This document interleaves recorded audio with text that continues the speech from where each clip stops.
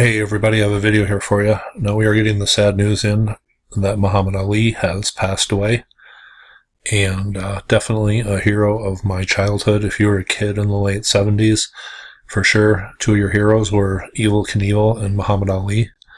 But he was born Cassius Clay, and this picture with the Beatles here was taken in 1964 in Miami Beach, I believe, before he shocked the world in his fight against Sonny Liston. And he was known as Cassius Clay then, and he later changed his name to Muhammad Ali, and of course he was involved in all sorts of social issues and all of that. But tonight we're remembering Muhammad Ali, one of the greatest athletes of the 20th century and one of the most famous people in the world. He fought some of the most historic fights in heavyweight boxing history against Sonny Liston, Joe Frazier, George Foreman, and Ken Norton and others. It's just sad when you lose a hero of your childhood. It makes you feel just a little bit older. But very sad news tonight, Muhammad Ali passing away. And I will take you out with a video here that is shareable, and I'll leave the link to the person who originally uploaded this video. But this is him and Howard Cosell. And it just gives you a little brief look at the personality of Muhammad Ali. And once again, very sad news tonight, losing Muhammad Ali. But here is that video with Howard Cosell.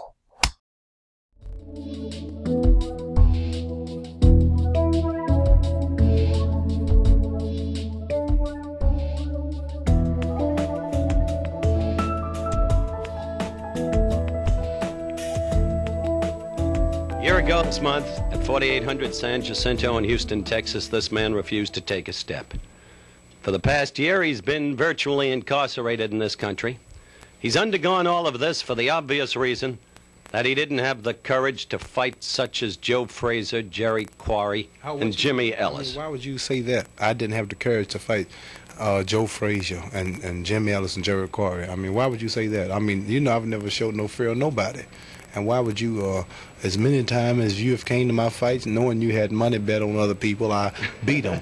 I mean, why would you, seriously, I mean, why would you sit here on television and talk about me being afraid of Jerry Quarry or Joe Frazier? I mean, that's wrong. I mean, we just don't get along no kind of way. And you've been spreading that kind of gospel at every college campus in this country. Every college that I go to, everybody asks me about Howard Cosell. Why is it that you and Howard Cosell can't get along? And my answer is, we just don't get along. I mean, you just talk a lot of stuff that don't make sense.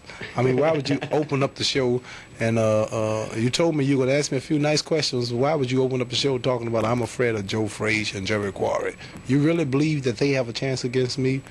Well, I think you come to all of my fights. You follow me all over the world, Germany, London, Canada, and why? And you, I see you at ringside talking about these homemade champions. Now, do you really believe they could beat me? I'll answer that question in a moment. I first want to document your record. You were troubled by a less than mediocre southpaw named Mildenberger in Germany.